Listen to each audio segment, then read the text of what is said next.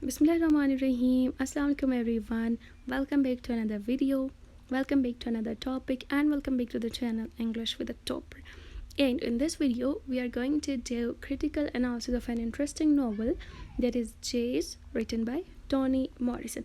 तो इस वीडियो में हम लोग एक नावल है जिसका नाम है जेज, उसकी क्रिटिकल एनालिसिस करेंगे, इन डेप्थ एनालिसिस, जो कि किसने लिखी है, टॉनी मॉरिसन ने लिखी है, जिसकी पिक्चर यहाँ पे साथ में लगाई गई है. ठीक है, तो इस वीडियो में will be covering these topics: author's introduction, novel's introduction, characters and characterization, title analysis, writing style of author, themes and samples. So let's firstly talk about the writer's introduction. So Toni Morrison's original name is Chloe Anthony Wofford. ठीक है, यह उनका original नाम है, लेकिन ये Toni Morrison के नाम से ही ज़्यादा जानी जाती हैं. She was born on 18 February 1931 and she died on 5th August 2019, which means that ये 4 साल पहले ही इनकी डेथ हो चुकी है इन ब्रॉन्क्स, न्यूयॉर्क. ठीक है, she is an American writer noted for her examination of black experience, particularly black female experience with in the black community. ये एक अमेरिकन राइटर हैं. ठीक है, और इनके तमाम नावल्स और इनकी तमाम राइटिंग्स के अंदर जो थीम हमें कॉमन मिलता है, that is the examination of black experience. ठीक है, क्योंकि अमेरिका के अंदर हमेशा से ये ब्लैक वाइट, ठीक है, अमेरिकन अफ्रीकन की डिफरेंसेस रही हैं. तो इसी वजह से, इस कॉन्टेक्स्ट की वजह से, इस हिस्ट्री और इस जो है ना, इस बात की वजह से कि उसकी सोसाइटी में ये डिफरेंसेस थी, इनके तमाम नॉवेल्स में और तकरीबन सभी नॉवेल्स में हमें थीम ऑफ ब्लैक एक्सपीरियंस मिलते हैं. यानी कि जो ब्लैक पीपल थे उनको किस तरह की एक्सपीरियंसेस होती थी, स्पेशली द ब्लैक फ़ीमेल. ठीक है, उन्होंने ब्लैक फ़ीमेल पे ज़्यादा फोकस किया अपने नॉवेल्स में कि एक ब्लैक फ़ीमेल को एक ब्लैक कम्युनिटी के अंदर क्या क्या एक्सपीरियंसेस फेस करनी पड़ती हैं. ठीक है, she received the Nobel prize for literature in 1993 and her other awards and honours are Presidential Medal for Freedom in 2012, Nobel Prize 1993, Pulitzer Prize 1988.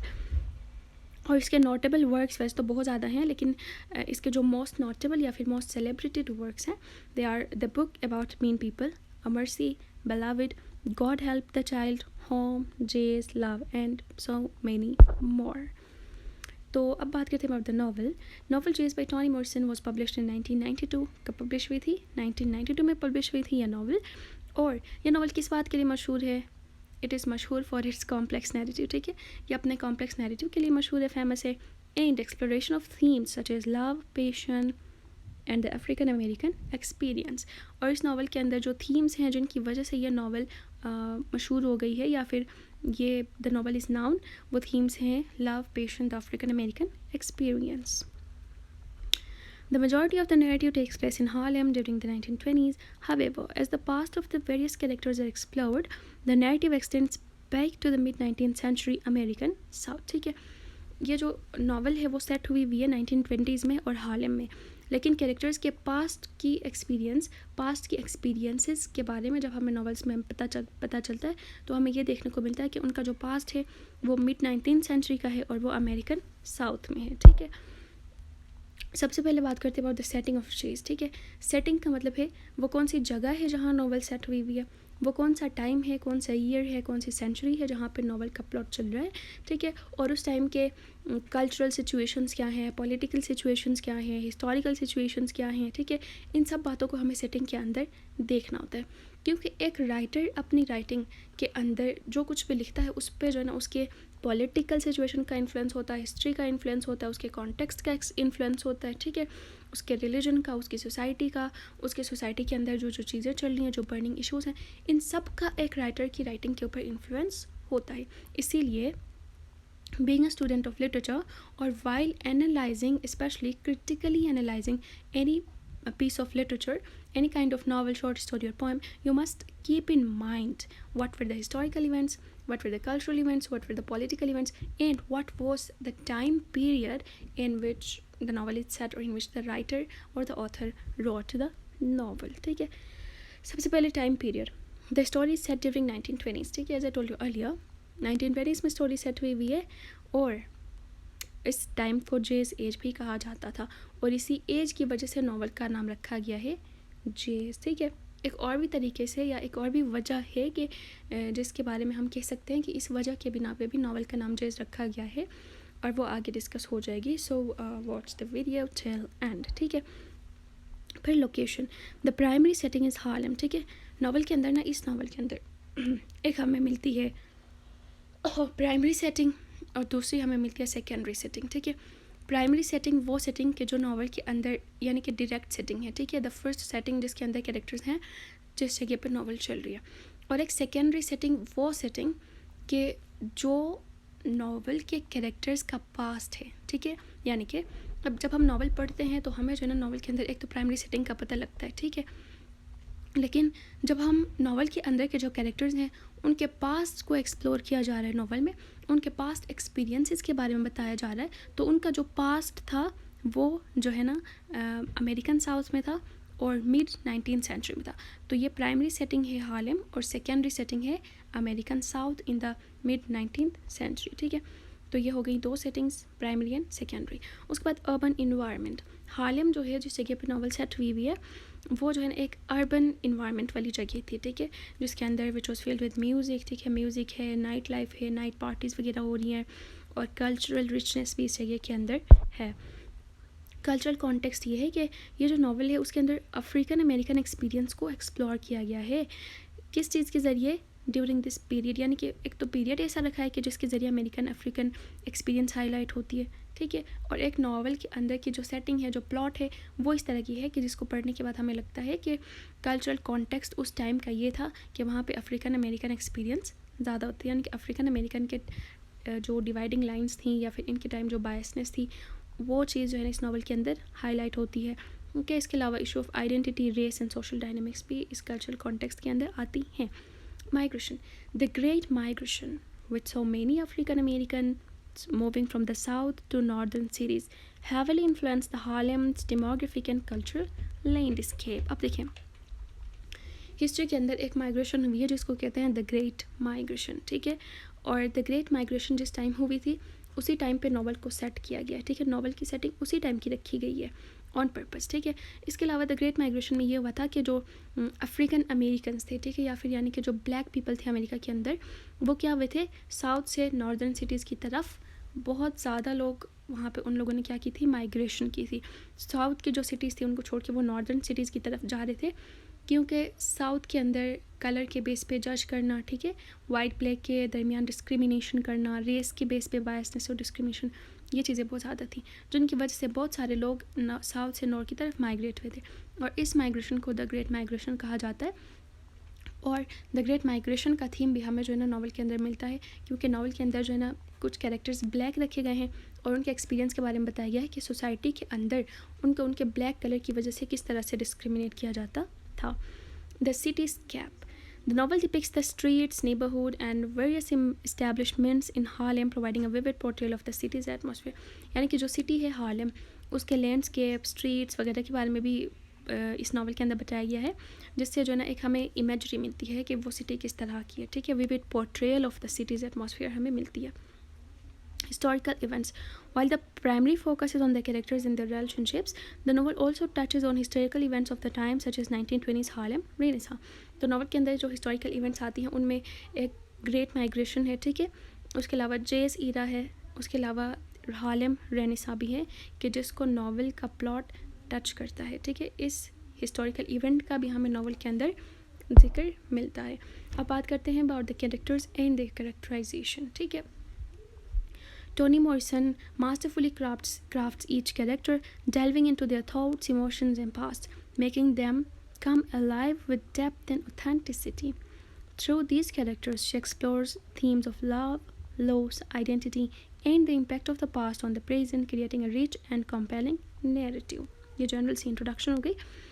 अगर आप पेपर में कैरेक्टर्स के बारे में कोई पैराग्राफ पैसेज लिख रहे हैं तो you must start with some sentences जो कि केची हैं, ठीक है, जो कि अट्रैक्टिव हैं, जिनके अंदर स्ट्रॉन्ग वर्ड्स पाए जाते हैं।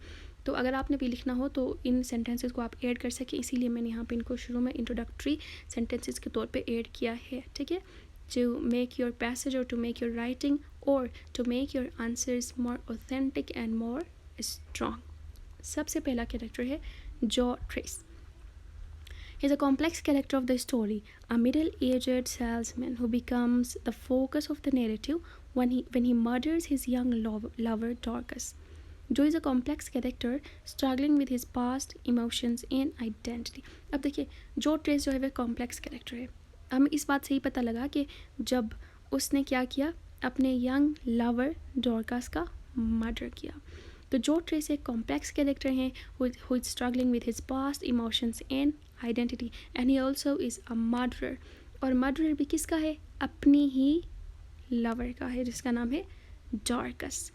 तो देखें किस तरह से टोनी मॉरिसन ने कॉम्प्लेक्स कैरेक्टर्स को अपने नॉवेल्स के अंदर इंट्रोड्यूस किया है, ठीक है। Then comes the Violet Trace, Joe's wife. Joe ने जिसको कत्ल किया वो तो उसकी लवर हैं, ठीक है, यंग लवर हैं, लेकिन उनकी स्टोरी के अंदर एक कॉम्प्लेक्सिटी इस वजह से आती है कि उनकी खुद की वाइफ भी हैं जिनका नाम है Violet Trace. Joe's wife and central figure in the novel, Violet is portrayed as woman deeply affected by her husband's affair, grappling with jealousy, anger and a complicated history of her own. Violet Trace एक ऐसी character है novel के अंदर कि जो क्या है, deeply affected by her husband's affair. उनके हस्बैंड का जो अफेयर था उनकी यंग लवर के साथ, डॉर्कस के साथ, जिसको उन्होंने मर्डर किया है, जिसको उन्होंने कत्ल किया है, उस अफेयर की वजह से उनके अंदर क्या चीज़ आती है, जेलसी, एंगर, और उसके खुद के भी जो है ना अपने पास्ट के साथ भी बहुत सारे कॉम्प्लिकेशंस हैं। इन सब चीज़ों की वजह से वॉयलेट ट्रेस एक सेंट्रल फिगर बनती है नॉवल के अंदर और एक ऐसी कैरेक्टर बनती हैं कि जो कॉम्प्लेक्स हैं, ठीक है। Then comes Dorcas, a young woman who becomes Joe's lover and eventually meets a tragic end. देखिए Dorcas, she's only 17 years, 17 साल की लड़की है, और जो ट्रेस जो है he is in his 50s में उसकी एज है, but he is in a relationship with a girl who is only 17 years old. तो देखिए नॉवल के अंदर किस तरह से यूनिक, कॉम्प्लेक्स और इस तरह की चीज़ें टोनी मॉरिसन ने ऐड की हैं, ठीक है। ये जो डॉर्कस हैं, उनका जो रिलेशन था जो ट्रेस की वजह से, उसकी वजह से she meets a tragic and, उनको एक ट्रेजिक एंड का सामना करना पड़ता है। और ट्रेजिक एंड क्या है कि शी वॉज मर्डर्ड बाय जो trace. She is depicted as a vibrant and alluring character caught in a love triangle that has far-reaching consequences. एक लव ट्रायंगल के अंदर ये शामिल थी और उस लव ट्रायंगल की वजह से फार रीचिंग कॉन्सिक्वेंसेज आ गए नॉवल के अंदर, ठीक है। उस लव ट्रायंगल की वजह से नॉवल के अंदर ऐसे रिजल्ट्स आ गए which are far reaching, unexpected, and जब रीडर पढ़ता है तो ही gets kind of shocked. Alice Manfred, she is Dorcas aunt, ठीक है, डॉर्कस की आंटी है, आंट है, and she plays a vital role in the story. क्या रोल प्ले करती हैं? Alice provides insights into Dorcas past. डॉर्कस का जो पास्ट है उसके बारे में हमें जो इंसाइट्स मिलते हैं, यानी कि डॉर्कस के पास्ट के बारे में हमें किस कैरेक्टर के जरिए इन्फॉर्मेशन मिलती है? Through Alice Manfred. Felice, a woman from the south, Felice एक वुमेन है साउथ से जो कि वॉयलेट की फ्रेंड बनती हैं और इस बात में उनकी हेल्प करती हैं कि वो जो के पास्ट को अनकवर करें, यानी कि जो के पास्ट और उसके कंसिक्वेंसेस, उसके जो गुजरी हुई लाइफ है उसके बारे में कौन वॉयलेट को बताती हैं? Felice. Then comes Melvin, a neighbour in Harlem who knows the history of many characters. Melvin जो है वो एक ऐसे कैरेक्टर हैं नॉवल के अंदर कि जिसको सभी कैरेक्टर्स के पास्ट के बारे में पता है और इसी के ज़रिए बहुत सारी इन्फॉर्मेशन हमें मिलती है। Golden grey, a young man searching for his father's identity. Golden grey एक यंग मैन है जो कि अपने फादर की आइडेंटिटी के सर्च में है, leading to revelations about Joe's past, जिसकी वजह से इनको जो के पास्ट के बारे में बहुत सारी बातें पता लगती हैं, ठीक है। अब टाइटल की एनालिसिस करते हैं। अब देखिए टाइटल है जेज, ठीक है, इसको हम बहुत सारे तरीक़ों से एनालाइज कर सकते हैं। सबसे पहला तरीका तो मैंने आपको कुछ देर पहले बताया था कि जेज ईरा, ठीक है, उस ईरा की वजह से जेज का नाम जेज रखा गया है।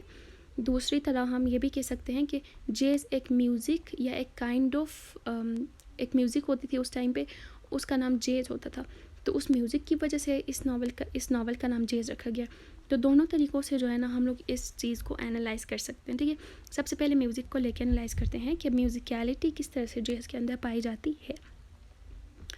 Jazz refers to the genre of music that emerged in the early 20th century, particularly during the 1920s, which is the setting of the novel. Just like jazz music, the narrative in this book is non-linear, improvisational, and filled with unexpected turns. The title sets the tone for the novel's structure, invoking the spontaneity and rhythm of jazz. ठीक है, जैसे एक ऐसी music थी जो कि 20th century में emerge हुई थी और उसी टाइम के अंदर जो है ना नॉवल सेट की है, ठीक है, टोनी मॉरिसन ने।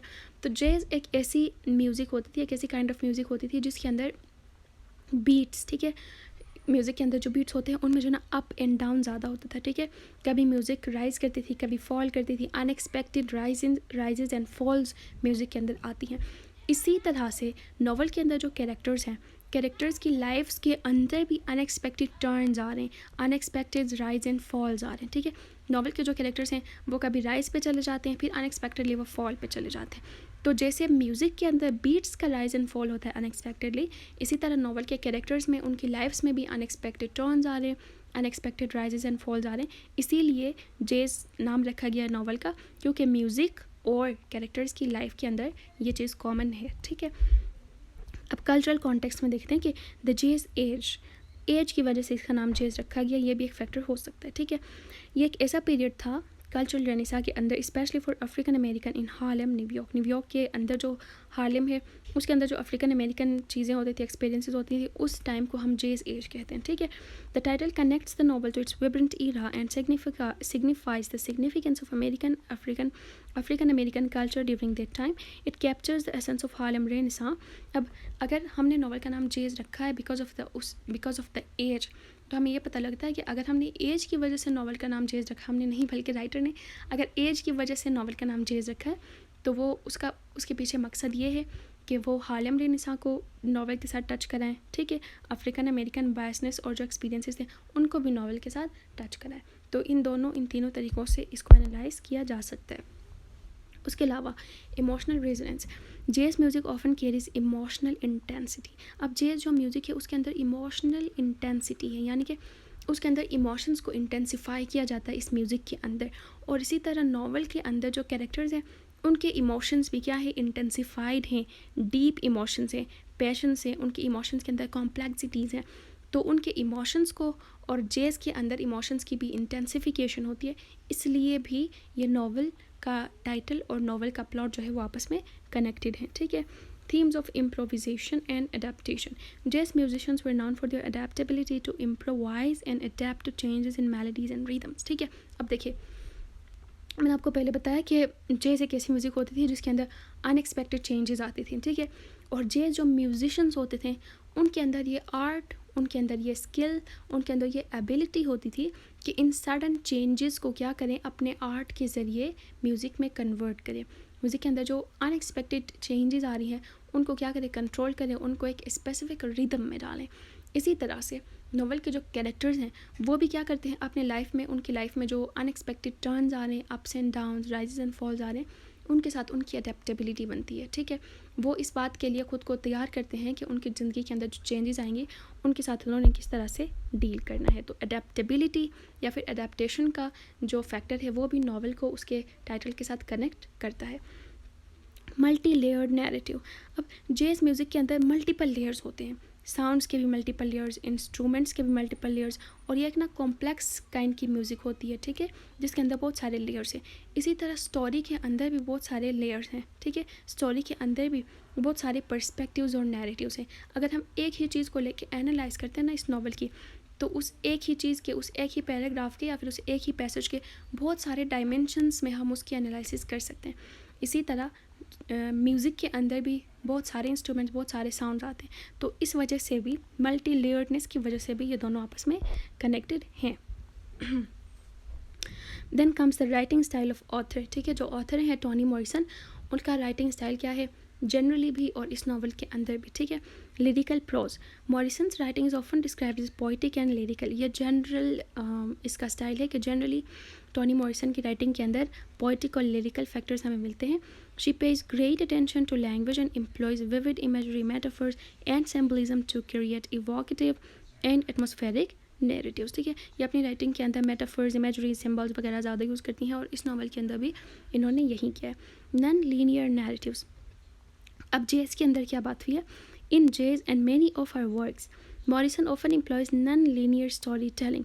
She weaves together multiple timelines, flashbacks and shifting perspectives to create a complex and layered narrative, ठीक है। एक स्टोरी टेलिंग ऐसी होती है ना कि जो लीनियर होती है, ठीक है, कि आप शुरू से बात बताएंगे, वही प्लॉट आगे बढ़ेगा, आखिर में वो बात ख़त्म हो जाएगी। लेकिन टोनी मॉरिसन ऐसा नहीं करती हैं, वो नॉन लीनियर नैरेटिव से लिखती हैं, यानी कि नॉवल कभी बीच से शुरू होगी, ठीक है, फिर उसका जो पास्ट है वो हमें फ्लैशबैक्स से मिलेगा, या ऐसा भी होगा कि नॉवल मतलब स्टोरी की जो एंडिंग होती है वहाँ से नॉवल शुरू होगी और फिर बाद में हमें ये सारी बातें डिस्क्लोज हो जाएंगी कि उससे पहले क्या क्या हुआ था, पास्ट में क्या क्या हुआ था, ठीक है। तो इस तरह नॉन लीनियर तरह से वो क्या करती हैं, मल्टीपल टाइमलाइंस को, मल्टीपल फ्लैशबैक्स को और शिफ्टिंग पर्सपेक्टिव्स को लेते हुए वो अपने नावल को नरेट करती हैं। स्ट्रीम ऑफ कॉन्शियसनेस कहा जाता है कि बंदा किस तरह से नॉस्टैल्जिक हो जाता है, ठीक है, यानी कि हमारे जो थॉट्स एंड इमोशंस हैं वो किस तरह से हमें अपने पास्ट में लेके जाते हैं। तो स्ट्रीम ऑफ कॉन्शियसनेस इस नावल के अंदर और इसके बाकी नावल्स में भी है कि ये क्या करती हैं, कैरेक्टर्स के थॉट्स और इमोशंस के ज़रिए हमें उनके पास्ट तक ले जाती हैं कि उनके पास्ट में क्या क्या हुआ था कि जिसको अभी वो याद कर रही हैं in their stream of consciousness, ठीक है। इस और स्ट्रीम ऑफ कॉन्शियसनेस के ज़रिए हमें कैरेक्टर के दिमाग के अंदर क्या चल रहा है, ठीक है, उसके खुद के अंदर क्या स्ट्रगल चल रही है, खुद के अंदर क्या कॉम्प्लेक्सिटीज़ चल रही है, उसके इनर वर्ल्ड के बारे में हमें एक्सप्लोरेशन मिलती है स्ट्रीम ऑफ कॉन्शियसनेस के ज़रिए। Historical and social context. अब देखिए टोनी मॉरिसन जो भी लिखती है ना, तो वो अपनी हिस्ट्री या फिर सोसाइटी के कॉन्टेक्स्ट को मद्देनज़र रखते हुए लिखती हैं, ठीक है। जैसे इस नॉवल के अंदर उन्होंने हार्लेम रेनेसां को भी ऐड किया है, जेज पीरियड को भी ऐड किया है, ठीक है, अफ्रीकन अमेरिकन एक्सपीरियंस को। तो वो हमेशा ऐसा करती हैं कि उसकी हिस्ट्री या सोसाइटी के जो सिचुएशन है उनको अपनी नावल में ज़रूर ऐड करती हैं, ठीक है। इसी तरह इस नावल में उन्होंने जो है ना रेस आइडेंटिटी और अफ्रीकन अमेरिकन के थीम्स को हाईलाइट किया है क्योंकि वो हिस्ट्री और सोसाइटी के अंदर चल रही थी। उसके अलावा ये मैजिकल रियलिज़म लिखती हैं, ठीक है। 8 times Morrison incorporates elements of magical realism into her writing, blurring the line between the ordinary and the supernatural. This adds an element of mystery and symbolism to her stories. इसकी story के अंदर ना एक magical realism होती है। ये realism को इस तरह से लिखती हैं, हकीकत को एक मैजिकल तरह से लिखती हैं, ठीक है। हकीकत तो बहुत सारे लिखते हैं लेकिन ये हकीकत को एक मैजिकल अंदाज में लिखती हैं। वो क्या करती हैं, ऑर्डिनरी और सुपर नेचुरल के दरमियान लाइंस ब्लर हो जाते हैं। इसका क्या मतलब है कि इसके नॉवल जब हम पढ़ते हैं तो वहाँ पे जो ना ऑर्डिनरी, ठीक है, जो आम चीज़ है वो, और सुपर नेचुरल जो एक्स्ट्रा ऑर्डिनरी है, जो जिसके अंदर कोई ख़ास बात है, उनके दरमियान लाइंस ब्लर हो जाती है, यानी कि ये क्लियर डिमार्केशंस इनमें नहीं रखती हैं क्योंकि ये रियलिज़म को इस तरह से मैजिकल अंदाज में आगे पोर्ट्रे करती हैं, अपने नावल के अंदर ऐड करती है, ठीक है। स्ट्रॉन्ग फीमेल कैरेक्टर्स, ये अपनी नॉवेल्स के अंदर स्ट्रॉन्ग फीमेल कैरेक्टर्स रखती हैं, ठीक है। जब हम लिटरेचर के अंदर स्ट्रॉन्ग कैरेक्टर्स कहें ना, तो इसका हमेशा मतलब ये नहीं है कि जब हम स्ट्रॉन्ग कैरेक्टर कहें तो वो एक पॉजिटिव कैरेक्टर हो, ठीक है। एक नेगेटिव कैरेक्टर भी स्ट्रॉन्ग कैरेक्टर हो सकता है, ठीक है। बहुत सारे राइटर्स हैं जिनके नॉवेल्स के अंदर कुछ ऐसे नेगेटिव कैरेक्टर्स या फिर कुछ ऐसे एंटागनिस्ट्स जो कि बहुत मशहूर हो चुके हैं, ठीक है, क्योंकि वो स्ट्रॉन्ग थे। तो लिटरेचर के अंदर स्ट्रॉन्ग कैरेक्टर पॉजिटिव वे और नेगेटिव वे दोनों में हो सकते हैं, ठीक है। सिंबलिज्म एंड एलूजन, ये अपनी राइटिंग्स के अंदर सिंबलिज्म या ज़्यादा यूज़ करते हैं और एलूजन ज़्यादा यूज़ करती हैं। एलूजन का मतलब है कि किसी हिस्टोरिकल या पास्ट या रिलीजियस किसी एक ख़ास इवेंट का अपने नॉवेल्स के अंदर जिक्र करना। ये ज़्यादातर बिब्लिकल स्टोरीज से ली जाती है, ठीक है, बाइबल की जो स्टोरीज़ है वहाँ से ली जाती हैं। जैसे कि बहुत सारे नॉवेल्स के अंदर हमें जो है ना ये हिस्टोरिकल एलूजन्स हमें बहुत सारे नॉवेल्स के अंदर ये मिलते हैं कि जिस टाइम हज़रत आदम को जन्नत से निकाला गया था, ठीक है, या फिर हज़रत ईसा के साथ जो हुआ था, तो इस तरह के हिस्ट्री से इवेंट्स को अपनी राइटिंग्स में ऐड करते हैं, तो इसको एलूजन कहा जाता है, ठीक है। तो ये एलूजन का ज़्यादा यूज़ करती थी ताकि इसके नॉवेल्स की थीम्स जो हैं वो क्या हो जाए, डीपन हो जाए, थीम्स के अंदर डेप्थ आ जाए, और इसी तरह वो अपने थीम्स को डीप रखती थी। फिर आर्ट इन द नॉवल, अब इस नॉवल के अंदर आर्ट हमें मिलता है। आर्ट सिर्फ एक तरह से नहीं, बहुत सारे तरीक़ों से, बहुत सारे पर्सपेक्टिव से और बहुत सारे डायमेंशंस से हमें इस नॉवल के अंदर आर्ट मिलता है। सबसे पहले जेज म्यूज़िक। अब टाइटल जो है जिसकी एनालिसिस हमने पहले की, तो आपको पता लग गया होगा कि राइटर ने किस तरह से आर्ट के साथ नॉवल के टाइटल को एक ऐसा रखा है कि जिसको हम आर्टिस्टिकली नॉवल के थीम और प्लॉट के साथ लिंक कर सकते हैं। तो ये इस तरह आर्ट के ज़रिए अपने अपने नॉवेल्स का टाइटल रखती हैं या फिर अपने नॉवेल्स की सेटिंग्स भी इस तरह से रखती हैं, ठीक है। As the title suggests, jazz music is a prominent form of art in the novel. अब जेज क्या है, म्यूज़िक का नाम है, ठीक है। म्यूज़िक क्या है, आर्ट है। Music is a form of art. तो वो क्या करती हैं, आर्ट के ज़रिए अपने नॉवल का नाम रखती हैं और उसके नॉवल का नाम जो स्टोरी के साथ कनेक्ट होता है वो भी एक आर्ट के ज़रिए होता है। तो आर्ट का फैक्टर हमें इनकी स्टोरी के अंदर ज़्यादा मिलता है, ठीक है। द हार्लेम रेनेसां नॉवल को इन्होंने एक आर्ट के साथ, ठीक है, art of music art of music के साथ, आर्ट ऑफ राइटिंग के साथ, आर्ट ऑफ स्टाइल के साथ नावल को हार्लेम रेनेसां के टाइम पे सेट की है, कि जिसके अंदर क्या हो रहा है, cultural and artistic reawakening of African American है। ठीक है, अमेरिका के अंदर जो अफ्रीकन थे, यानी कि जो अफ्रीकन अमेरिकन थे, उनकी कल्चरल अवेकनिंग हो रही है। ठीक है, यानी कि वो अपने कल्चर के बारे में अवेकन हो रहे हैं, जाग रहे हैं, उनके इंसाइट्स आ रहे हैं, या फिर उनकी आर्टिस्टिक अवेकनिंग भी हो रही है।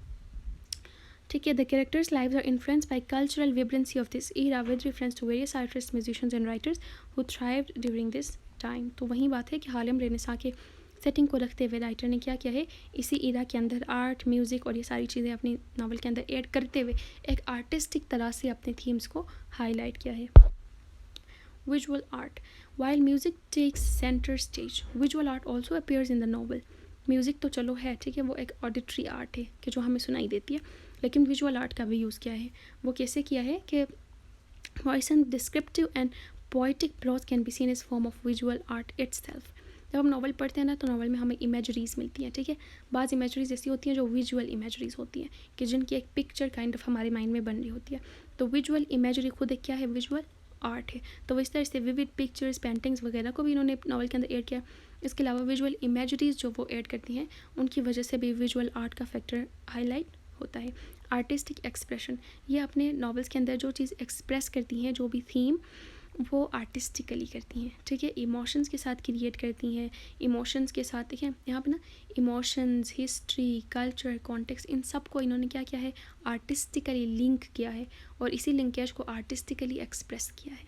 ठीक है, देखें how beautiful thing it is in literature, कि आप नावल भी आर्ट से रखें, आप सेटिंग भी आर्ट से रखें, आप हिस्ट्री भी आर्ट से रखें, और उन सब चीज़ों को कनेक्ट भी आर्टिस्टिकली करें। तो how beautiful will be the novel. ठीक है, देन कम्स मेटाफोरिकल इमेजरी। ये अपने नावल के अंदर इमेजरी यूज़ करती हैं ज़्यादातर, मेटाफोरिकल इमेजरी।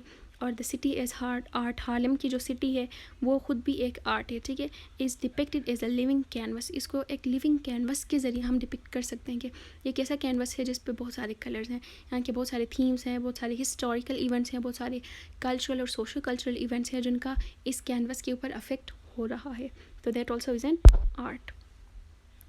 फिर नावल की थीम्स हैं, बहुत सारी थीम्स हैं। ठीक है, love and passion, identity crisis and self discovery, Harlem Renaissance, nature of violence, power of memory and history, desire and jealousy, consequences of actions, violence and retribution, gender and sexuality, redemption and forgiveness, legacy and ancestry। इनके बारे में हम इसी video के next part में discuss करेंगे about the themes in detail. तो यहाँ तक थी हमने यहाँ तक किन किन चीज़ों के बारे में बात की, राइटर के राइटिंग स्टाइल के बारे में, टाइटल के एनालिसिस, कैरेक्टर, सेटिंग्स, नावल की इंट्रोडक्शन और राइटर की introduction. So watch the next part in the next video, don't skip the video, क्योंकि अगर आप वो वाली वीडियो स्किप करेंगे तो you will lose the connectedness. अगर आप कनेक्टेडनेस लूज़ करेंगे तो आपकी अंडरस्टैंडिंग मुकम्मल नहीं होगी। So that's all, go check the next part, मैं डिस्क्रिप्शन लिंक में दे दूँगी, लिंक डिस्क्रिप्शन में दे दूँगी। So don't forget to watch it. Take care, अल्लाह हाफिज़।